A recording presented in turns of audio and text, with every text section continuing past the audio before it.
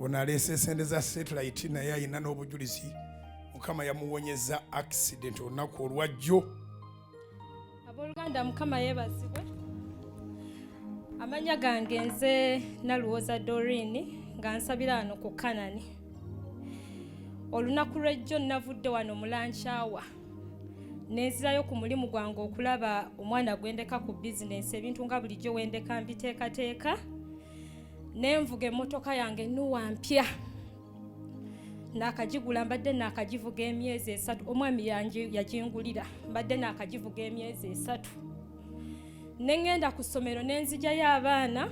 nga bulijjo ne bagamba mami njagala otugulireyo ebyokulya ku Star Express ku Starbucks Namusera nempakinga ne bamala okubituwa nenkuba reverse mu parking ya Starbucks nentunula mu kkubo nga bulijjo nenninya ku muliro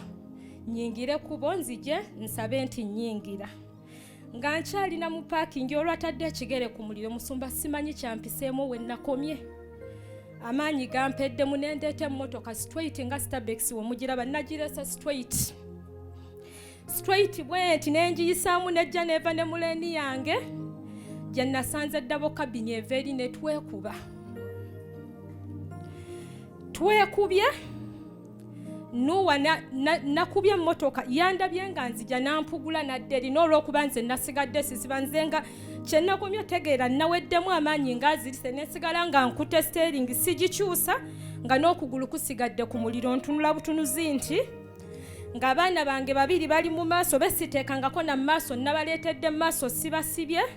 nga mpulira kimu omukulu yekka ow'emyaka 9 alekana mami olagawa ne twekuba gaadi eyange yavuddeko neebuuka mu bangeti neegwa eri mu bisiko nga ku West Lake oli naasiba yange olwamukubye yakyuse neetunula eri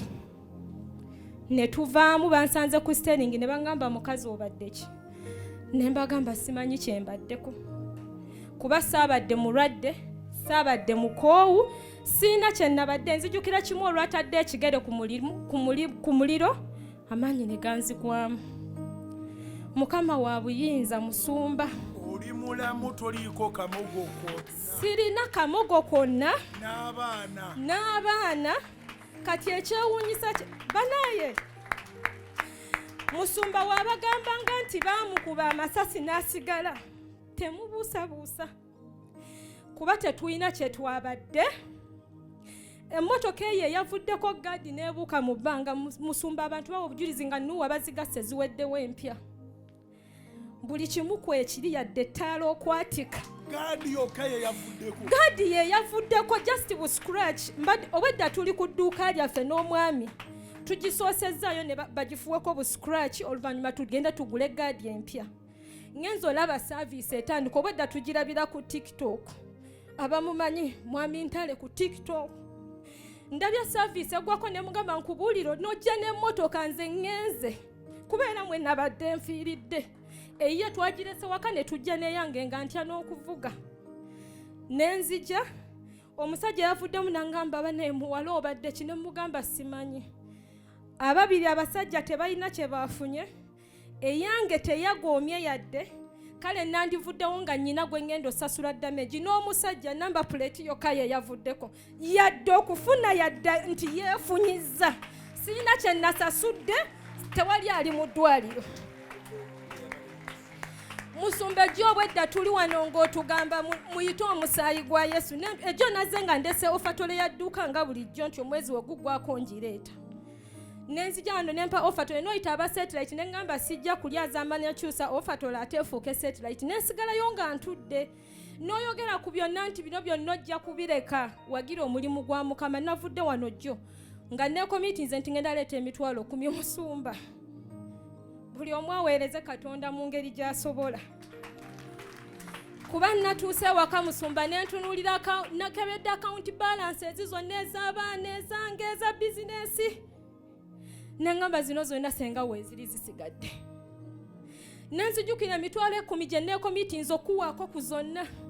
nakedde nengamba omwami wange sigenda kuwa emitwalo 10 gya satellite kubeera nabadde nkoddo walidde Mukama yanjigiriza the hard way sikyaddamu koddo walina Mukama musumba wonooyitanga omuntu wagira omulimu gwa Mukama siriddamu kuba gyonna kirabye nga byonna bya butaliimu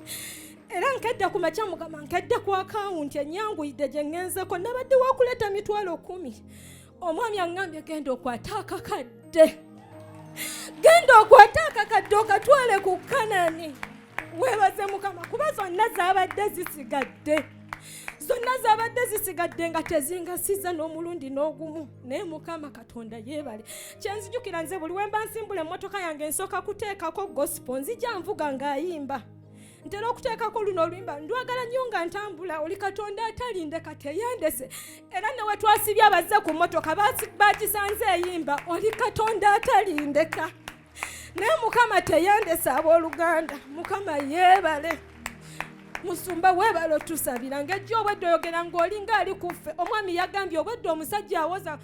sitaani waakutegulako famire ffenna nze n'abaana ffenna twabadde tugenze jjo nga yasigadde era ali mukubajja kyemmanya jja kwangambye newe naasanga amafuta nja kujja Mukama atukoledde ebirungi Mukama nze negata ku Kanani 2015 nga nakamala university nyina emyaka 33 Mukama wakati awo ankoledde embaga naginkolera Mukama kambwe mu bwangu atugulidde ettaka sirimu saabiri atuzimbidde Mukama tulina abapangisa tuwadde amotoka mpadde abaana nyina bizinesi nze Mukama nsasula omusolo URA manyi VAT buli mwezi nguwe watali kulemererwa naye ebyo byonna nabadde mbirese ne Mukama tasobola kundeka era talindeka Mukama bampeera omukisa fukamira tukusabire